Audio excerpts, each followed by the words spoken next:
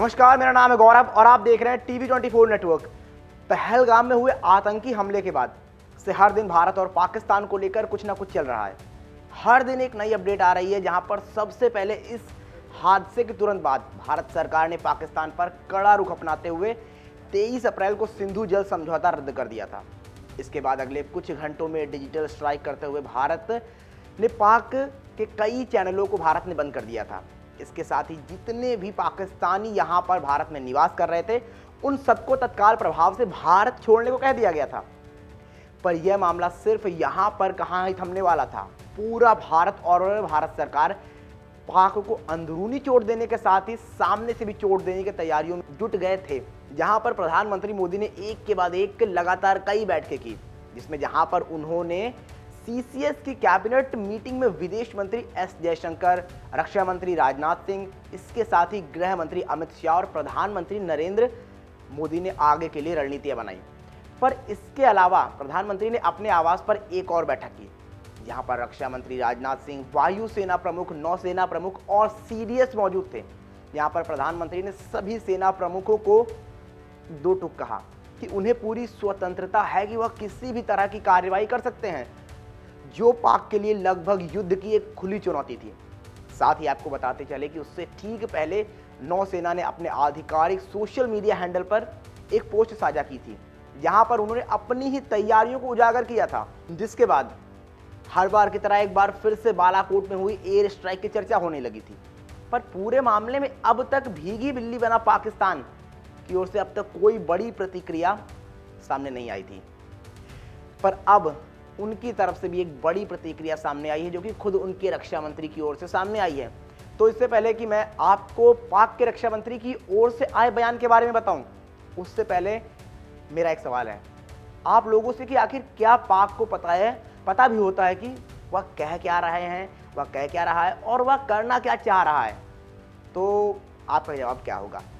मेरा जवाब शायद नहीं होगा, क्योंकि कुछ उस तरह के ही बयान पाकिस्तान के खेमे से सामने आए हैं। खैर, तो अब आते हैं बयान पर जो पाक रक्षा मंत्री ने दिया है। तो उन्होंने कहा कि इस हमले का खतरा काफी ज्यादा बढ़ चुका है, अल्लाह करे यह युद्ध टल जाए।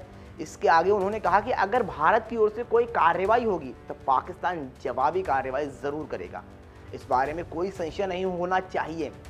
तो ये आप साफ तौर पर देख सकते हैं कि आखिर पाक रक्षा मंत्री कहना क्या चाह रहे हैं। एक तरफ तो वह डर से ये कह रहे हैं कि अल्लाह करे युद्ध टल जाए, तो दूसरी तरफ गीदड़ भपकी देते हुए ये कह रहे हैं कि अगर भारत कुछ करेगा तो हम भी हमले के लिए तैयार हैं। तो जो साफ दर्शा रहा है कि पाकिस्तान क्या करना चाह रहा है, शायद उसे भी नहीं पता। खैर, बात करें पाकिस्तान की, तो ऐसी भी खबरें आ रही हैं कि एक तरफ तो पाक गीदड़ भपकी दे रहा है, तो दूसरी तरफ वह चीन से अतिरिक्त सहायता मांग रहा है। जी हाँ, खबर है कि पाकिस्तान को पैसे चाहिए, साथ ही IMF से भी सहायता मांगी जा रही है, जिसका बड़ा कारण पाकिस्तान की महंगाई को माना जा रहा है।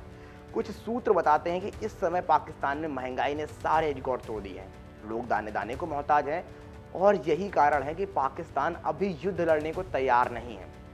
और सिर्फ यही नहीं, पाक अन्य चीज़ों से भी पिछले कुछ समय से परेशान रहा है, जिसमें बलूचिस्तान में चल रहा आज़ादी का आंदोलन एक सबसे मुख्य चुनौती है पाक के सामने। आपको बता दें कि अभी हाल ही में करीब 1 महीना पहले बलूच लिबरेशन आर्मी ने पाकिस्तान की पूरी ट्रेन को हाईजैक कर लिया था। ऐसे में इस समय किसी भी तरह का युद्ध उनके गले का फंदा बन जाएगा, ये साफ है।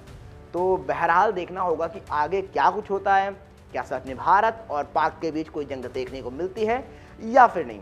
बहरहाल अंत में आपको बताते चले कि पिछले महीने की 22 तारीख को जम्मू कश्मीर घूमने गए 22 पर्यटकों पर आतंकियों ने हमला कर दिया था, जहां पर हिंदू और मुसलमानों को अलग करके आतंकवादियों ने 26 हिंदू पर्यटकों की जान ले ली थी। उसके बाद से समस्त भारतवासियों के साथ ही भारत सरकार कुकृत्य का बदला पाकिस्तान से लेने की योजना बना रही है, जिस पर उन्होंने बहुत सारी चीज़ें की। जैसा हमने आपको पहले बताया कि सिंधु जल समझौता उसको रद्द किया गया। इसके बाद पाकिस्तान पर डिजिटल स्ट्राइक, जहां पर बासित अली पाकिस्तान के पूर्व क्रिकेटर और शोएब अख्तर इन जैसे खिलाड़ियों के अकाउंट भी बंद किए गए, और बहुत सारे ऐसे लोग थे जिनका खर्च यूट्यूब से या फिर सोशल मीडिया के माध्यम से भारत से चल रहा था, उनको बैन किया गया।